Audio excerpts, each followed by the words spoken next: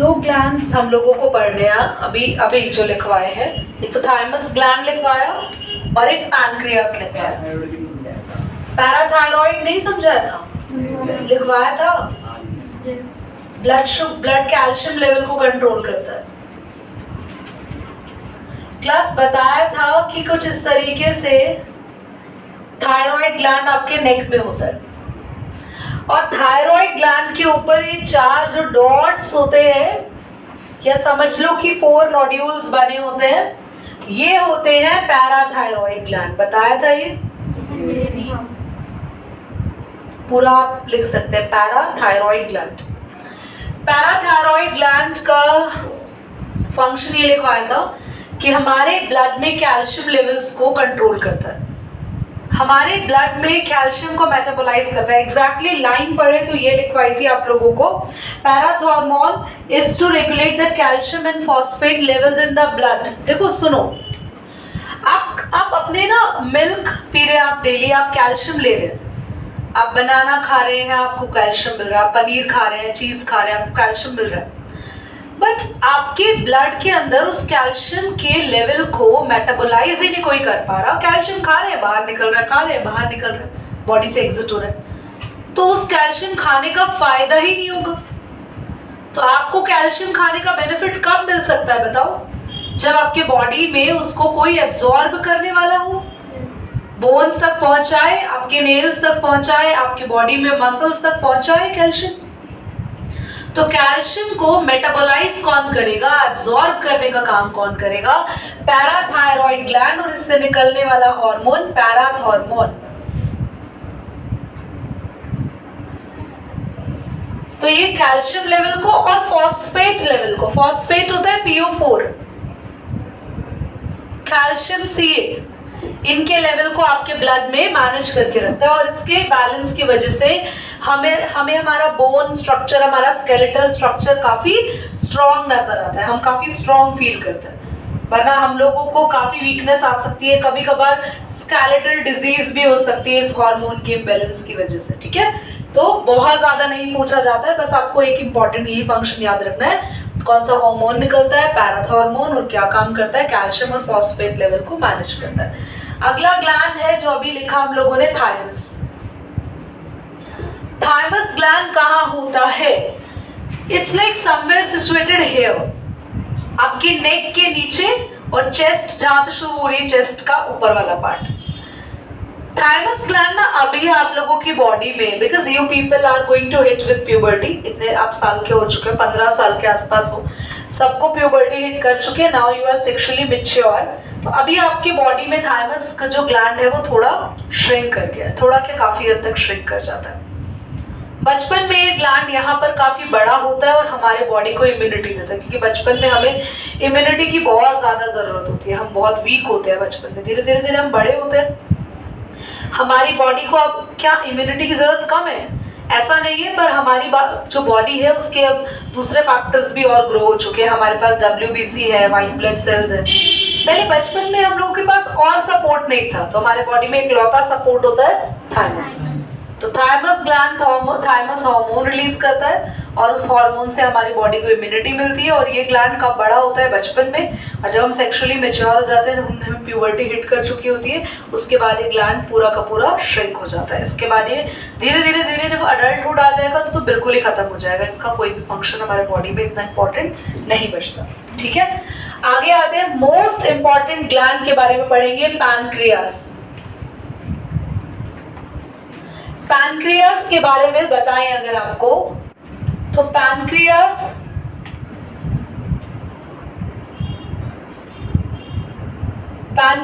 ये आपका गया आपकी फूड पाइप, जहां से खाना जा रहा है।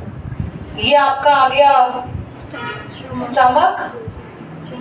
स्टमक इंटेस्टाइन से जुड़ा है, ये आपके लीवर भैया आ गए। स्टमक और लीवर आगे दोनों अभी इंटेस्टाइन से जुड़ने वाले, यहां से एक कनेक्शन रहता है, ये दिख रहा है आपको? एक बार पॉज करें, कौन आ? तो आपके पास ये स्टमक है, इतना तो दिख रहा होगा, लिवर बना ही देता है, पता नहीं कितनी बार तुम्हारी करेंगे, बंदा बेचारा परेशान हो गया।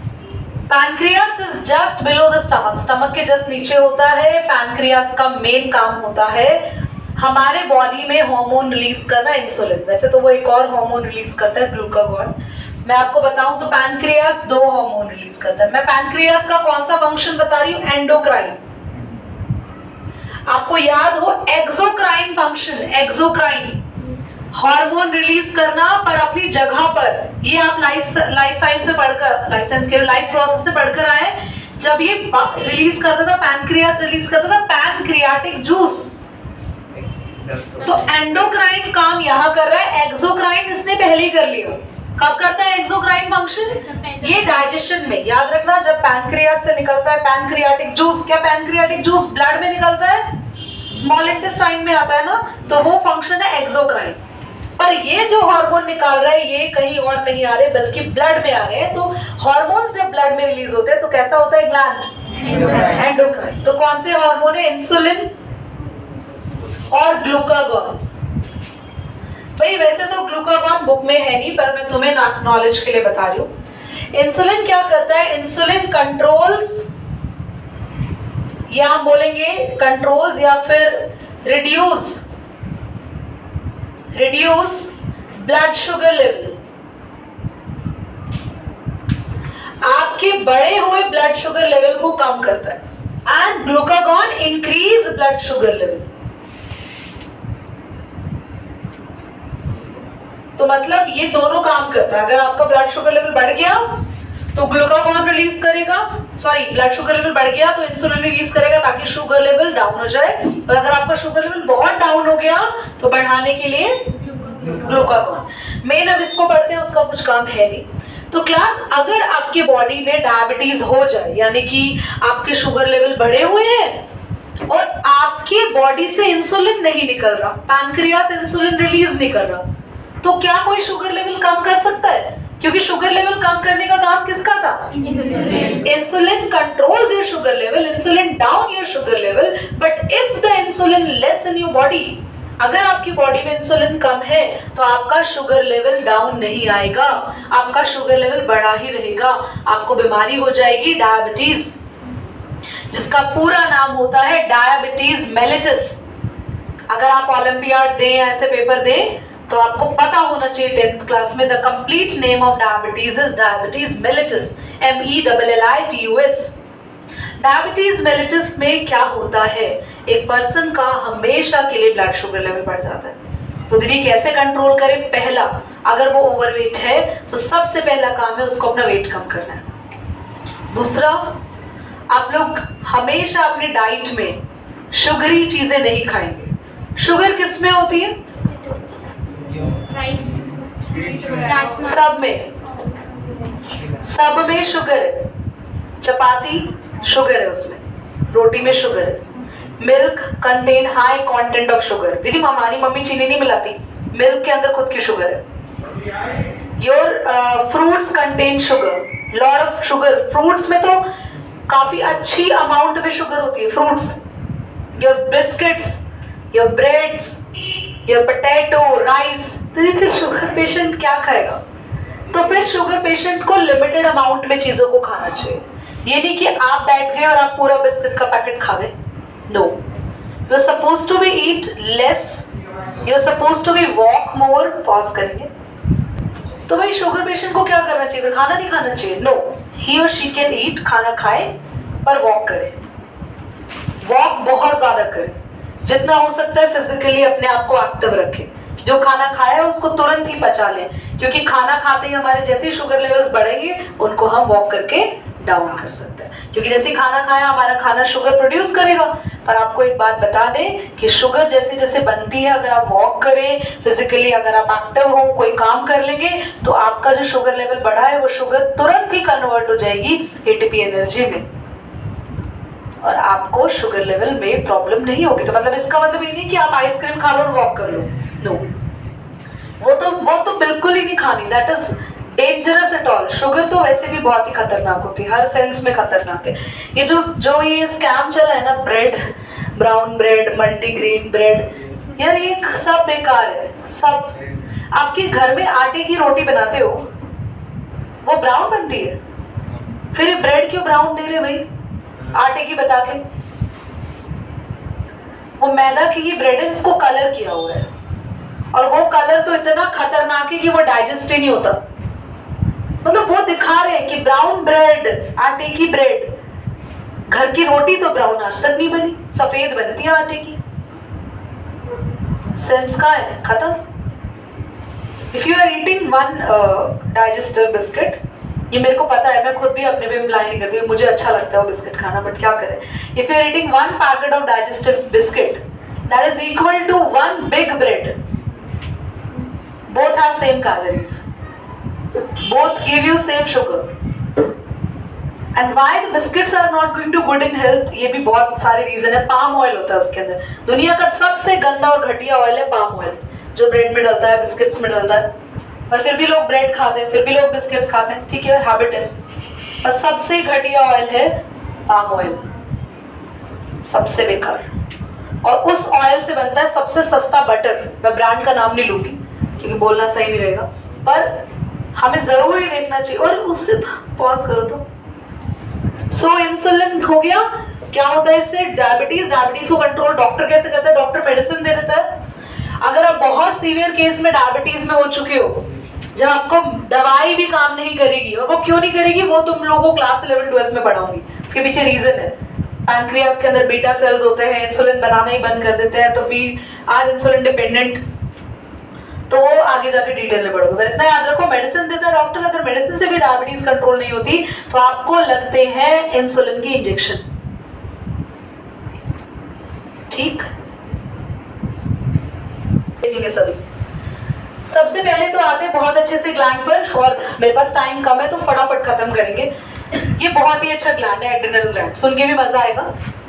आपकी किडनी के ऊपर लगे होते हैं दो हेलमेट जैसे ग्लैंड, और ऐसा बोले तो ऐसा लगता है कि क्राउन जैसा है, ये लगा होता है, ऐसे ही होते हैं बेटा ये।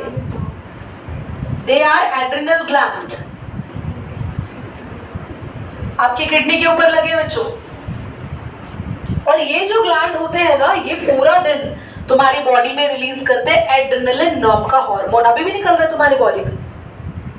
पर जब आप बहुत ज्यादा नर्वस होते हैं, एग्जाम पेपर हाथ में आने वाला है, पेपर टीचर डिस्ट्रीब्यूट करे, ऐसा लगता है हार्ट बीट होते होते बाहर निकल जाएगा बॉडी से, इसकी कंसंट्रेशन बढ़ जाती है। क्यों? क्योंकि ये आपकी बॉडी को प्रिपेयर करता है, आपके दिमाग के अंदर ज्यादा ब्लड सप्लाई करता है, आपको एनर्जी ज्यादा देता है, क्योंकि आपकी बॉडी जानती है आपको एग्जाम लिखना है, आपको एनर्जी चाहिए। तो ये क्या करता है? आपकी हार्ट बीट बढ़ा देता है, आपकी बॉडी में ब्लड सर्कुलेशन बढ़ा देता है। तो हार्ट बीट बढ़ना अच्छा भी है कई सेंस में। आप बीमार हो, चल रहे हो, एकदम से डॉगी पीछे भाग गई, ऐसी ताकत आती है भैया, टांग भी टूटी हुई हो तो भी भाग जाएंगे अगर डॉगी भाग रहा हो तो। यस और नो? वो ताकत कहां से आई? वो ताकत इसने दी। तुम्हें कहीं से भी भाग निकलने की ताकत ये देता है। वो ताकत अलग ही होती है। बाद में रुक के बोलते हैं मुझे तो पता ही नहीं चला मैं कैसे भाग गया, मुझे तो फील ही नहीं हुआ मेरे पैर पे लगा हुआ था। फिर लोग कहते हैं तो नाटक कर रहा था। उसको समझाना कि भैया मुझे सपोर्ट किया है मेरे बॉडी के एड्रेनलिन ग्लैंड ने, उसने निकाला एड्रेनलिन नाम का हार्मोन, जिससे मेरी हार्ट बीट हो गई तुरंत ही तेज, मेरे बॉडी में हर पार्ट में सप्लाई हुआ ब्लड का ज्यादा, और ब्लड सप्लाई ज्यादा होने की वजह से मेरी बॉडी के हर एक सेल को मिला ग्लूकोज, हर एक सेल को मिली एनर्जी, और जिससे मैं भाग पाया। ताकि सामने वाला बेहोश हो जाए, उसको उठाना पड़े फिर तुम्हें, और एड्रेनलिन निकलेगा तुम्हारे अंदर से। समझ में आया? तो ये इसको इमरजेंसी हार्मोन भी कहते हैं, इससे निकलने वाले हार्मोन को इमरजेंसी हार्मोन भी कहते हैं। इमरजेंसी हार्मोन क्यों? क्योंकि भैया हमेशा इमरजेंसी के टाइम में निकलता है। या तो आप डर रहे हो, आप देखो रात को सो के उठो पानी पीने के लिए आप, और ड्राइंग रूम में पर्दे में से ऐसे कोई देखे, तुमको ऐसे भाग जाओगे, तुम सोफा भी हुआ तो उसको पूरा उछल के कूद के सीधा सीधा पेरेंट्स के ऊपर ही जाके गिरोगे कि आ गए हम, बाहर कोई दर्शन दे रहा है हमें। तो वो क्यों, कैसे? By emergency hormone. ये आपको बहुत जल्दी एनर्जी देता है ताकि आप कहीं से भाग सके, डर के या एक्साइटमेंट में भी। एक्साइटमेंट में भी तो ऐसा होता है जब कहीं पार्टी में जाना हो, शादी में जाना हो, आप तो कहीं बर्थडे का केक ना कट जाए, सबसे पहले हमें मिलेगा वो ऊपर का फ्लावर। यस और नो? मैं अपना जल्दी में नहीं कराना चाहती, बाद में ही करेंगे। चलो रेड बटन करें।